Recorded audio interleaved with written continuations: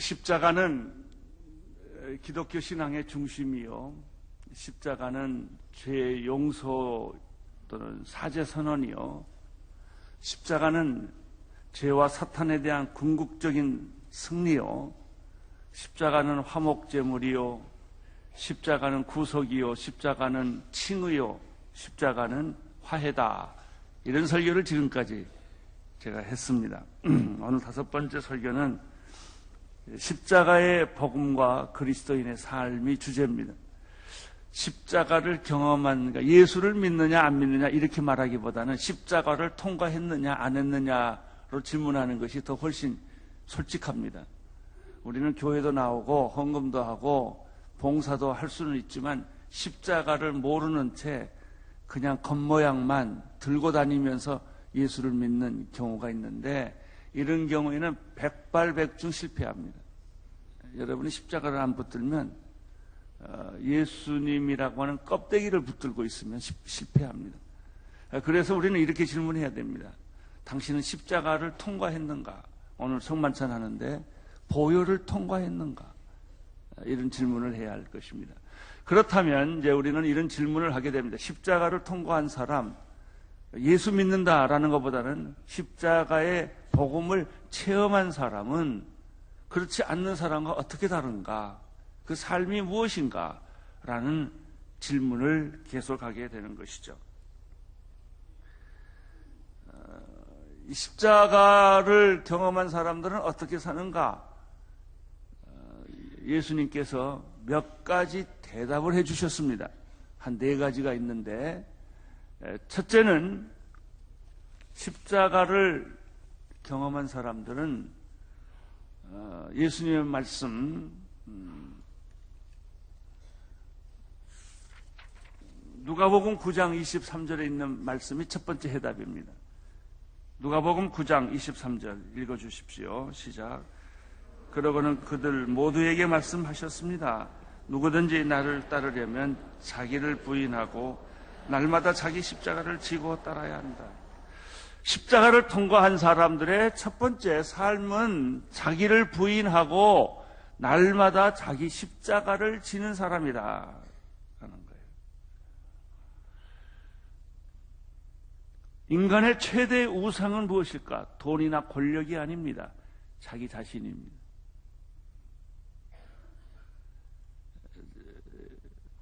자기는 가장 아름다운 존재이지만, 귀한 존재이지만 동시에 가장 무서운 존재입니다. 마귀가 무서운 것이 아니라 자기가 무섭습니다. 그래서 자기를 부인하고 죽이고, 자기가 살아있으면 우리는 계속 괴로운 거예요. 갈등하고 미워하고 시기하고 질투하는 거예요. 욕망덩어리의 인간은. 그 자기를 부인하는 사람은 성령 충만한 사람입니다. 그 사람을 가리켜 성령 충만하다. 그 사람을 가리켜 십자가를 경험했다. 이렇게 말합니다. 그런데 문제는 자기를 부인하기가 쉽습니까? 안 쉽습니까? 어려워요. 언제나 꿈틀거리는 뱀처럼 다시 살아나는 게 나예요. 자기를 부인하는 것은 쉬운 일은 아닙니다. 그러나 십자가를 경험한 사람들은 자기 자신을 이길 수가 있습니다. 첫째, 자기를 부인하고, 두 번째, 자기 십자가를 지는 사람. 성경에 보면은 예수님도 온 인류를 위해서 예수님만이 지셔야 할 십자가를 지셨어요. 여기서 혼돈하면 안 되는 게요, 나도 예수님의 십자가를 질 수 있다는 건 안 돼요. 예수님만 지시는 거예요. 온 인류를 위해서. 그렇다면 나는 뭐냐? 내가 져야 할 십자가가 따로 있는 거예요. 온 인류를 위해서 십자가를 지신 것은 예수님만이, 하나님의 아들이신 죄 없으신 예수님만이 하시는 일이라고 한다면, 그러면 나에게는 내가 져야 할 십자가가 따로 있다 그 말이에요. 내가 져야 될 십자가. 그 내가 져야 될 십자가는 무엇인가? 누구를 위한 것인가? 그것이 내 가족을 위해서 십자가 지셔야 돼요. 또 친구를 위해서도 십자가를 져야 돼요. 동료를 위해서도 십자가를 져야 돼요. 나라와 민족을 위해서도 하나님이 우리 모두에게 주어진 십자가가 있어요. 그것은 예수님이 지시는 것이 아니라 십자가를 경험한 우리들이 그 십자가를 져야 돼요. 십자가는 피하고 싶은 거예요. 고통이요, 고난이요, 죽음이라는 것을 가리켜 십자가라고 그래요. 누가 좋아하겠어요? 누가 그걸 원하겠어요? 그러나 십자가는 내가 져야 합니다. 가족을 위한 십자가는 내가 져야 돼요. 자식을 위한 십자가, 남편을 위한 십자가, 아내를 위한 십자가 다 다른 사람이 질 수 없어요. 내가 지는 것이죠. 내 사랑하는 친구가 있는데 그 친구를 위해서도 내가 져야 되는 것이고, 동료를 위해서, 나라와 민족을 위해서 그 내가 꼭 져야 될 십자가는 피하지 말고 내가 져야 돼요. 근데 오늘 성경에 보면 재밌는 말이 하나 있어요. 날마다 그랬어요. 한두 번은 십자가 지기 쉬워요. 어떤 큰 밥 먹고 희생할 수는 있어요. 그러나 그것보다 예수님이 우리에게 말씀하시는 것은 그 십자가는 한두 번 오지 않는다. 매일매일 찾아오는 것이다. 그 매일매일 십자가를 지는 것이 크리스천의 삶이다. 첫째는 자기를 부인하고 둘째는 자기 십자가를 지는 것이다.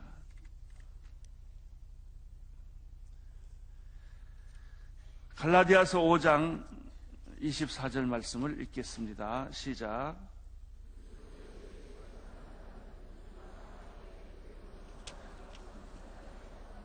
그리스도 예수께 속한 사람은 육체와 함께 그 정욕과 욕망을 십자가에 못 박는 것이다. 세 번째입니다. 첫째는 자기 자신을 부인하는 것이고요. 두 번째는 자기에게 맡겨진 십자가를 피하지 않고 지는 것이 크리스천의 삶이다. 세 번째는 이게 재밌어요. 자기를 부인하는 것이 크리스천의 삶이라고 그랬는데 동시에 자기를 적극적으로 긍정하는 것이 크리스천의 삶이다.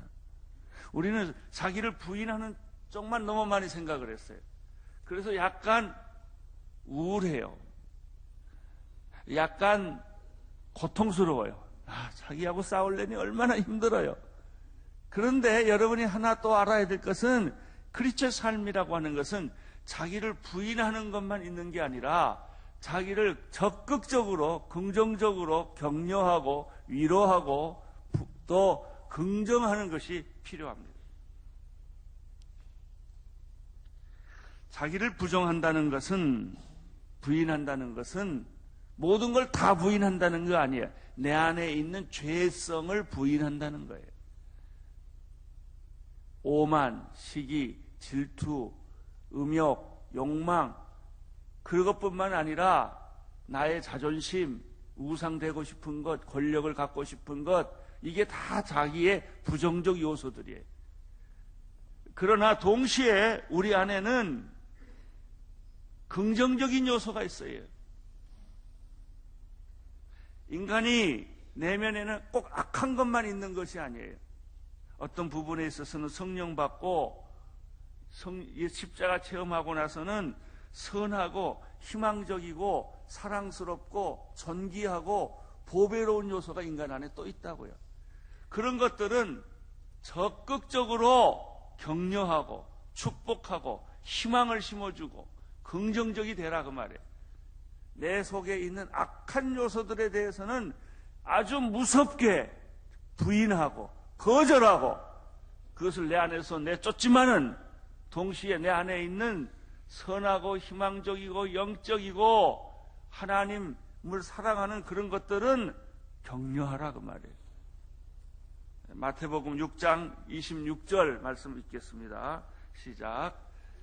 공중에 나는 새들을 보라. 씨를 뿌리지도 거두지도 창고에 쌓아두지도 않지만 하늘에 계신 아버지께서 먹이신다. 너희는 새들보다 얼마나 더 귀하냐. 여러분, 인간이 이렇게 자기를 부인하기만 하면은 말라 죽어요. 죽어야 돼. 말라 죽어야 돼. 그러나 동시에 말라 죽을 정도로 자기를 부인하지만은 부인하고 나면 다시 살아나요. 너희들은 공중에 나는 새보다 비교할 수 없이 존귀한 자들이다. 예수님이 그렇게 말씀해 주셨어요. 또 6장 30절 보세요. 6장 30절. 마태복음 6장 30절. 시작. 오늘 있다가 내일이면 불 속에 던져질 들풀도 하나님께서 그렇게 입히시는데 하물며 너희는 얼마나 더 잘 입히시겠느냐. 믿음이 적은 사람. 여기서 보면은 하나님께서 우리를 공중에 나는 새보다 존귀히 여기고 들에 많이 퍼져 있는 들풀이나 꽃보다도 우리를 더 존귀한 자로 하나님은 여기신다 그 말이에요. 그렇기 때문에 하나님은 우리에게 너는 너 자신을 학대하지 말고, 자기를 부인하는 거하고 자기를 학대하는 거는 달라요. 학대하지 말고 너를 존귀히 여기고 하나님이 그렇게 하신 것처럼 귀중하게 생각하고 내 자신을 격려하고 축복하고 긍정적으로 생각을 하라라고 하는 것입니다. 크리스천의 삶은 어떤 삶인가? 네 번째, 원수까지 사랑하는 삶이에요. 내 이웃을 내 몸처럼 사랑하라고 성경은 말씀하셨는데, 이웃뿐만 아니라 성경은 원수까지 사랑하는 삶이 크리스천의 삶이에요. 이웃은 사랑하기 쉬워요. 내 이웃이니까, 내 가족이니까. 그러나 나를 힘들게 하고 나를 괴롭히고 내 인생을 깎아먹는 사람들, 그런 사람들은 사랑하기 쉽지 않아요. 화 안 내면 다행이에요. 그래서 우리가 하는 방법이 있어요. 안 보는 거예요. 이렇게 미워하기는 힘들고 그냥 무관심하고 안 보는 거예요. 그것도 안 된다는 거예요. 적극적으로 사랑을 하는 거예요. 원수를 내 몸처럼 돌봐주고, 배고프면 먹을 걸 주고, 아프면 치료해주고, 너를 죽이려고 했는데 그래도 사랑하라. 그것이 예수님의 말씀이에요. 이제 마지막으로 예수님이 우리에게 하신 크리스천의 삶을 또 한 가지, 다섯 번째 얘기를 한다면, 그것은 내 자신을 희생하고 섬기라는 거예요. 섬김을 받지 말고 섬기고, 지배하지 말고 종이 되라는 거예요. 10장 45절, 마가복음 10장 45절 같이 읽겠습니다. 시작. 인자 역시 섬김을 받으러 온 것이 아니라 섬기려 왔고 많은 사람들을 구원하기 위해 치를 몸값으로 자기 생명을 내어주려 온 것이다. 진정한 그리스도인은 섬기는 자예요.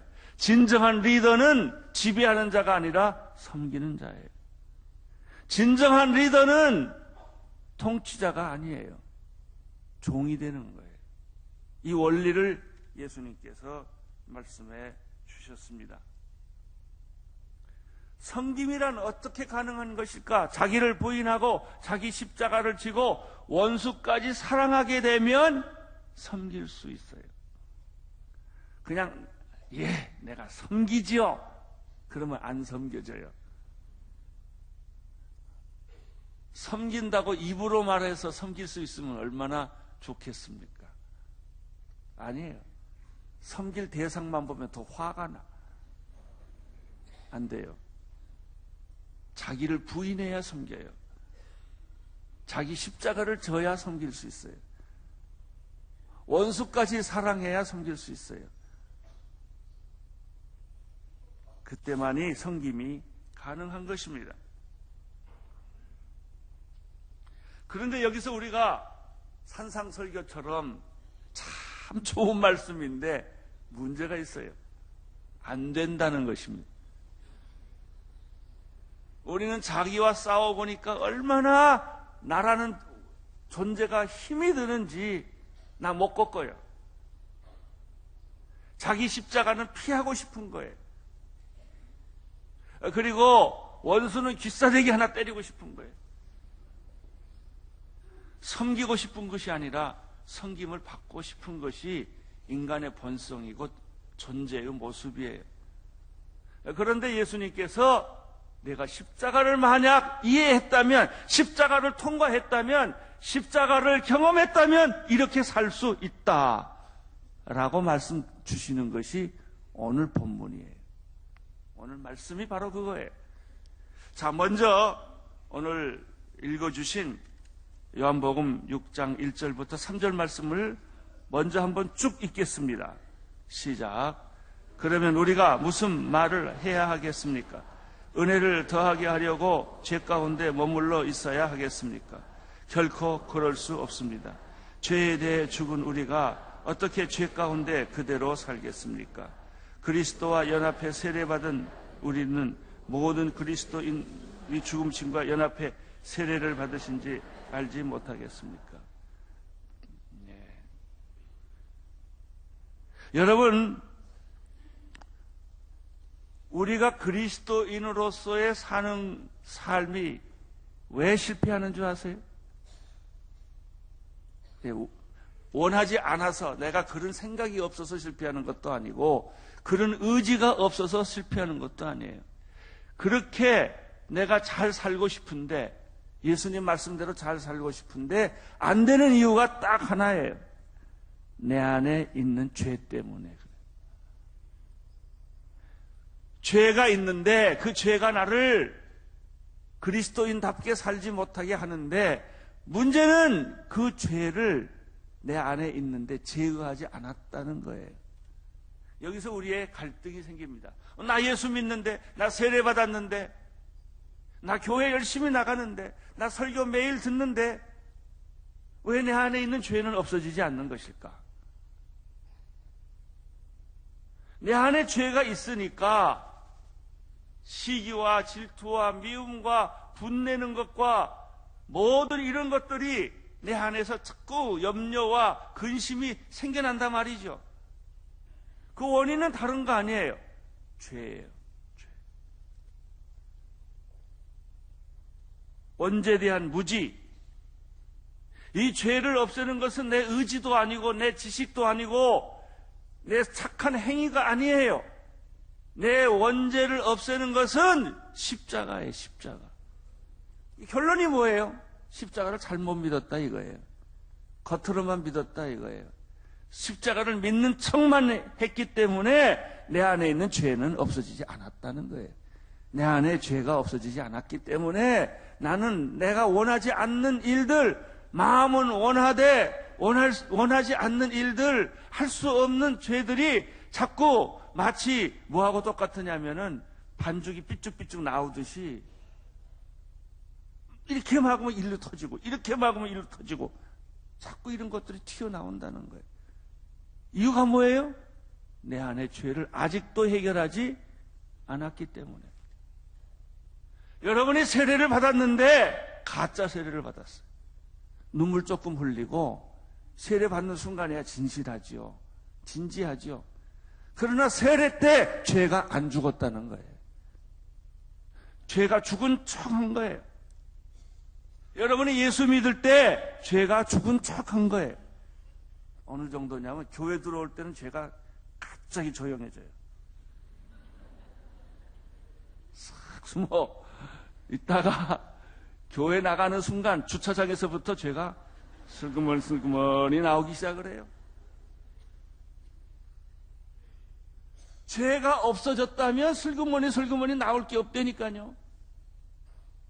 근데 아직도 우리는 예수 믿은 게 가짜고 세례받은 것이 가짜고 십자가를 믿은 것이 진짜가 아니기 때문에 죄가 실제적으로는 죽지 않은 거예요.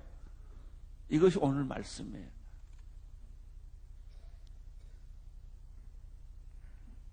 건강하지 못한 사람들이 아파요. 왜 아프냐면 상처가 나서 아픈 게 아니에요. 상처는 시간 지나면 없어져요. 병균이 숨어 있기 때문에 그런 거예요. 바이러스가 내 몸 안에 침투해서 눈에 보이지 않지만은 그게 깊은 곳에 숨어 있어서 나를 속이기 때문에 그런 거예요. 때가 되면은 그 바이러스는 드러나기 시작하는 거예요. 그러면 그 사람은 병들 수밖에 없고 죽을 수밖에 없습니다. 진정한 그리스도인의 삶이란 죄에 대해서 죽은 자만이 가능해요. 그런데 죽지 않은 사람은 잠깐은 유예할 수 있어요. 당분간은 괜찮아요. 내가 정신을 똑바로 살고 있는 동안에는 죄를 안 질 수 있어요. 그러나 어떻게 우리가 24시간 1년 12달 내 인생을 똑바르게 죄 안 짓고 살려고 신경을 쓸 수가 있어요. 나도 모르는 사이에 또 넘어지고, 또 넘어지는 까닭은 내 몸 안에 병균이 있으니까, 죄가 있으니까 그런 거예요. 여러분, 우리는 죄와 싸우는 게 아니에요. 싸우면 져요. 그러면 어떻게 해야 돼요? 죄를 결정적으로 파괴시킨, 사탄의 세력을 격침시킨 십자가를 믿느냐 안 믿느냐에 따라 있어요. 십자가를, 보혈의 피를, 십자가에 고난당하신 예수 그리스도를 내가 믿으면 내 안에 있는 숨어있는 죄들은 그 즉시 죄 문서는 찢겨지고, 그 즉시 죄는 십자가에 못 박히고, 보혈이 지나가면 죄는 순식간에 사라지게 되어 있는데, 이것을 우리가 안 믿거나 적당히 믿거나 했다는 것입니다. 죄는 어디서 죽었습니까? 십자가에서 죽었습니다. 십자가에서 죽었기 때문에 십자가를 바라보고 십자가의 피를 진정으로 믿으면 그 죄는 내가 착하게 살건 인격적으로 도덕적으로 훌륭하건 훌륭하지 않건 죄는 사라진 거예요. 십자가에서 죄가 죽었다는 사실을 보여주는 사건이 세례예요. 세례. 그래서 오늘 세례에 그리스도와 함께 세례받은 연합된 너희는, 이렇게 말하는, 어찌 다시 죄를 질 수 있느냐, 이런 얘기 아닙니까? 내 안에 죄가 죽었다면 어찌 죄가 다시 내 안에서 나올 수 있겠느냐, 그런 말 아닙니까? 그러면 우리는 좀 더 깊이 들어가 보면 과연 내 안에 있는 죄는 죽었는가라는 질문을 던져야 돼요. 어떻습니까? 여러분 안에 죄는 죽었습니까? 여러분 십자가 믿잖아요. 내가 십자가를 믿는 순간에 죄는 파괴되는 거예요. 그런데 아직도 죄가 파편이 남아있다면, 죄의 파편이 남아있다면 십자가가 무능하든지 아니면 내가 십자가를 잘못 믿었든지 적당히 믿었든지 둘 중에 하나가 아니겠어요?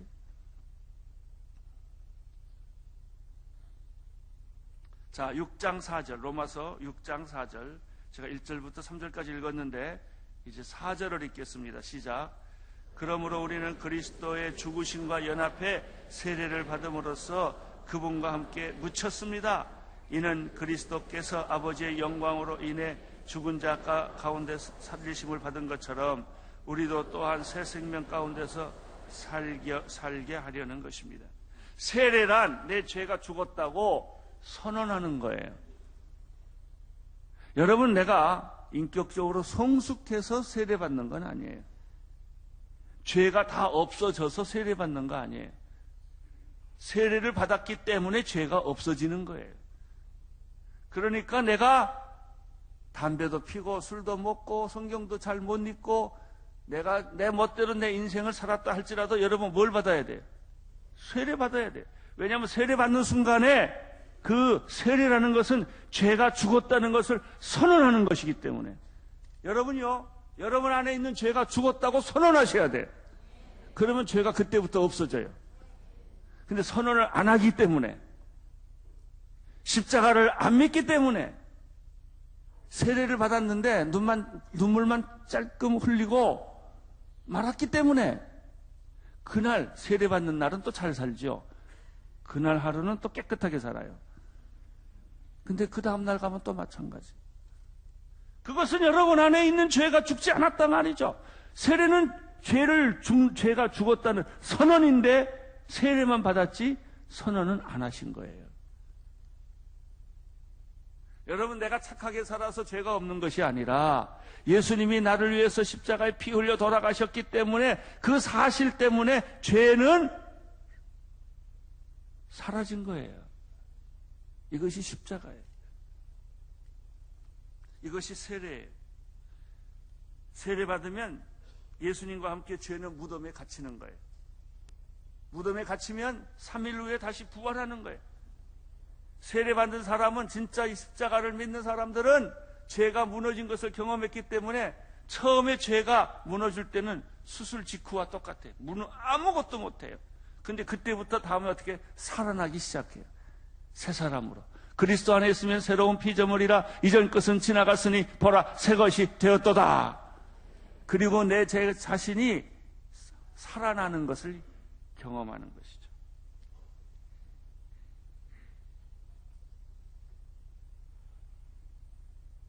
자, 이제 우리는 좀 더 심각한 고민을 해야 합니다.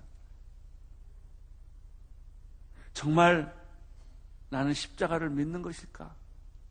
믿었다면 내가 또 세례를 받았다고 한다면 내 안에 죄가 죽었음을 확인해야 돼요. 죄가 죽었습니다. 이렇게 말한다고 죄가 죽지 않아요. 죄가 죽는 경험을 하셔야 돼요. 사탄이 내 몸에서 떠나는 경험을 하셔야 돼요. 제가 귀신을 쫓아보면요, 귀신 쫓을 때 더러운 귀신이 숨어 있다가 예수 이름으로 명하노니 더러운 귀신아 떠날지어다 그러면요, 얼굴색이 달라지고요, 이 사람이 막 표정이 달라지고요, 목소리가 달라지고요, 귀신이 나가는 그 현상이 생겨요. 그러면 우리는 귀신이 지금 내 몸에서 빠져나가는구나. 이 경험이 필요하다니까요. 그냥 귀신은 죽었어요. 죄는 죽었어요. 아멘. 그런다고 죄가 나갔냐? 있단 말이죠. 죄가 죽는, 내 안에서 죄가 찢어지는, 몸이 찢어지는 영적인 경험, 죄가 떠나는, 사탄이 떠나는, 소리를 지르는, 악을 쓰는, 통곡을 하는 그 죄가 내 안에서 무너지는 영적 경험을 우리는 실감있게 하지를 못한다고요. 고민해보세요. 정말 그런 경험이 있으세요? 죄가 내 안에서 찢어지고 소리 지르고 막 뒤집어지고 토하고 이런 경험이 있으세요? 죄가 곱게 나가겠어요? 아니에요. 죄가 세련되게 나가겠어요? 지성적으로 나가요? 지성적으로 회개 암만 해봐야 소용없다고요. 몸부림치는 죄에 대한 투쟁이 있어야 돼요. 그 경험이, 그 고통이, 그 아픔이 십자가에서 우리가 그런 자기가 죽는, 자기가 찢어지는, 자기가 옛사람이 사라지는 이런 영적 경험들이 우리는 너무 쉽게 넘어가는 거예요. 당신 구원받았습니까? 예, 구원받았습니다. 진짜요? 그러면 구원받았는지 10원 받았는지 잘 모르겠습니다. 구원을 너무나 값싸게, 세례를 너무나 값싸게, 십자가를 너무나 값싸게 그냥 흘러가 버린 거예요. 로마서 6장 5절 6절 7절 같이 읽겠습니다. 시작. 우리가 그리스도의 죽으심과 같은 죽음으로 그분과 연합한 사람이 되었다면 분명히 우리는 그리스도의 부활하심과 같은 부활로 그분과 연합한 사람이 될 것입니다. 우리의 옛사람이 십자가에 못 박힌 것은 죄의 몸이 멸하여 우리가 더 이상 죄의 종이 되지 않게 하려는 것입니다. 이는 죽은 사람은 이미 죄에서 벗어났기 때문입니다. 여러분, 이 죄가 내 안에서 십자가로 말미암아 죽고, 그건 내가 노력해서 죽는 거 아니에요. 예수님이 십자가에 못 박혀 죽었기 때문에 그 자체가 능력이에요. 그것을 믿으면 죄가 죽는다는 거예요. 죄가 죽었다는 얘기는 죄가 내 몸 밖에서 빠져나갔다는 거예요. 할렐루야. 여러분 고민하셔야 돼요. 왜? 죄가 안 죽었는데 죽었다고 착각하고 있기 때문에. 그 고민을 안 했기 때문에. 그 고통을 안 겪기 때문에. 그런 몸부림을 안 하시기 때문에. 최소한 시체는 건져야죠. 시체는 건져야죠. 여러분 안에 있는 죄의 시체가 아직도 여러분 안에 그냥 남아있단 말이죠. 그걸 치우지 않았어요. 그걸 버리지 않았어요. 그러니까 죄의 시체가 있는 거예요. 우리가 쥐의 시체가 있으니까 얼마나 나라가 난리를 해요. 그 음식 못 먹잖아요. 아직도 우리 안에는 죄가 죽었는데 그 시체도 처리하지 않고 사탄이 내 안에서 죽었는데 어떤 사탄은요 펄펄거리고 살아있는 사탄이 있고 어떤 사탄은 숨죽이고 있는 사탄이 있어요. 펄펄거리거나 숨죽거나 마찬가지 있는 건 있는 거예요. 오늘 여러분이 고민하셔야 될 문제가 그게 십자가는 내 죄를 제거했는데 아직도 파편이 남아있단 말이죠. 아직도 시체가 남아있단 말이죠. 아직도 죄의 그림자가 내 안에 있단 말이죠.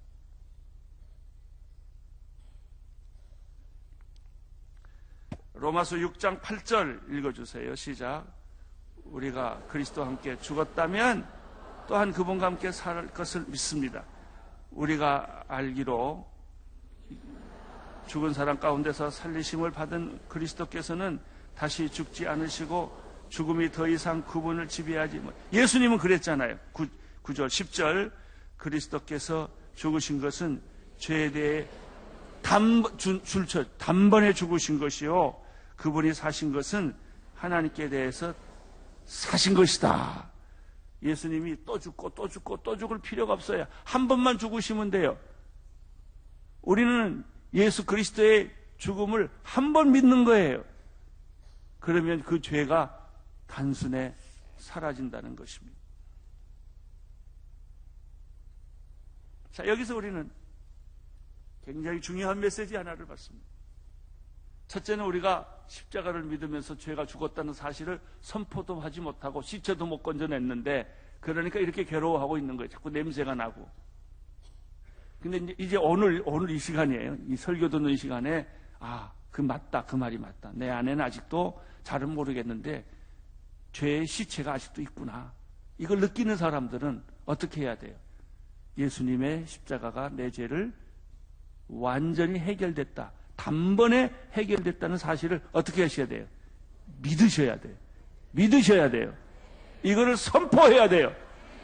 죄는 더 이상 내 안에 살아있을 수가 없다고 여러분의 입으로 시인하고 마음으로 믿어야 돼요. 그때 죄가 그 능력을 잃어버려요. 오늘 그렇게 하시겠습니까? 네? 죄가 죽었다고 선포하시겠습니까? 여러분 안에 있는 사탄의 존재가 능력이 없다는 사실을 인정하시겠습니까? 선포하시겠습니까? 예, 오늘 선포하는 순간에 그 능력이 나타난다는 거예요. 그 능력이. 잘 들으세요. 그 다음에 지금까지 그러면은 왜 예수 믿고 십자가를 믿는데도 죄가 계속해서 그림자처럼 파편처럼 남아있느냐 이거예요. 안 했기 때문에. 선언을 안 했기 때문에. 오늘 선언하면 오늘부터 죄가 여러분 안에서 다시 재생할 수가 없어요. 죽었다가 죄가 다시 못 살아나요. 예수는 살아나도 죄는 못 살아나요.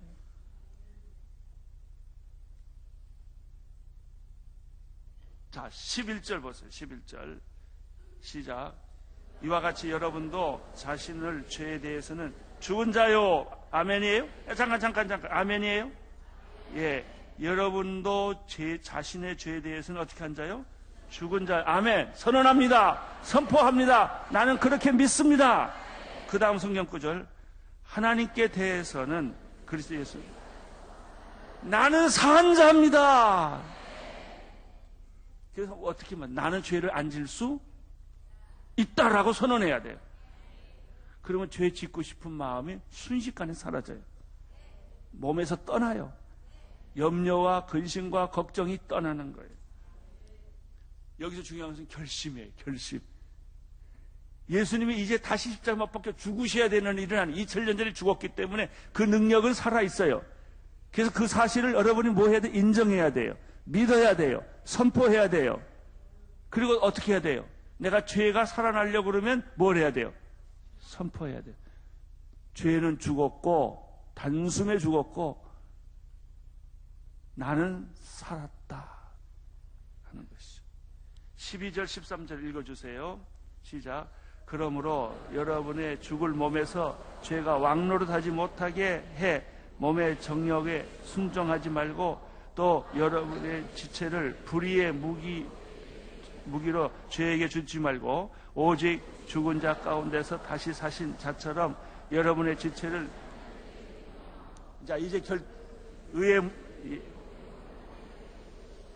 이제 결론 났죠. 먼저 예수님의 십자가의 죽음으로 여러분의 죄는 뭐 했다? 사형 선고 받았다. 두 번째 할 일, 이제 여러분이 뭐 하면 시체 건져내라. 그리고 선언하라. 내 몸이 죄의 병기가 아니라 의의 병기다. 이제 나는 나쁜 짓 하기 위해서, 죄 짓기 위해서 내 육체가 존재하는 것이 아니라 하나님의 영광을 위해서 존재하는 것이다. 선언하세요. 선언하면 그대로 기적이 일어나요. 이것을 가리켜 능력이라고 그러는 거예요. 죽었다가 안전뱅이가 일어나고 봉사가 눈 뜨는 것도 기적이지만 여러분이 앞으로 죄 안 짓는 게 능력이에요. 죄 질 때마다 선언하셔야 돼요. 오늘 성만찬 피 먹고 살 먹잖아요. 선언하셔야 돼요. 선언하세요. 그러면 죄가 사라져요. 이제 여러분의 몸을 하나님이 기뻐하시는 거룩한 산 제사로 드리게 돼요. 12절 13절 읽어주세요. 시작. 그러므로 여러분의 죽을 몸에서 죄가 왕노릇하지 못하게 해 몸의 정욕에 순종하지 말고 또 무기에 죄에게 내어주지 말고 오직 죽은 자 가운데서 다시 사신 자처럼 여러분의 지체를 의의 무기로 하나님께 드리십시오. 14절 시작. 죄가 여러분을 지배하지 못할 터인데 여러분의 율법 아래 있지 않고 은혜 아래 있기.